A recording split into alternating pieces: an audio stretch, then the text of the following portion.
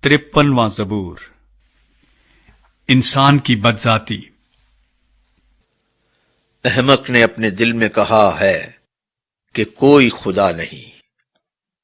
وہ بگڑ گئے، انہوں نے نفرت انگیز بدی کی ہے۔ کوئی نیکوکار نہیں۔ خدا نے آسمان پر سے بنی آدم پر نگاہ کی تاکہ دیکھے کہ کوئی دانش مند، کوئی خدا کا طالب ہے یا نہیں۔ وہ سب کے سب پھر گئے ہیں، وہ باہم نجس ہو گئے۔ کوئی نیکوکار نہیں، ایک بھی نہیں۔ کیا ان سب بدکرداروں کو کچھ علم نہیں، جو میرے لوگوں کو ایسے کھاتے ہیں جیسے روٹی اور خدا کا نام نہیں لیتے؟ وہاں ان پر بڑا خوف چھا گیا، گو خوف کی کوئی بات نہ تھی، کیونکہ خدا نے ان کی ہڈیاں جو تیرے خلاف خیمہ زن تھے بکھیر دیں۔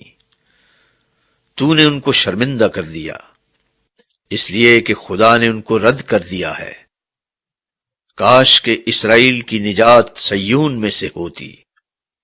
جب خدا اپنے لوگوں کو اسیری سے لوٹا لائے گا تو یعقوب خوش اور اسرائیل شادمان ہوگا۔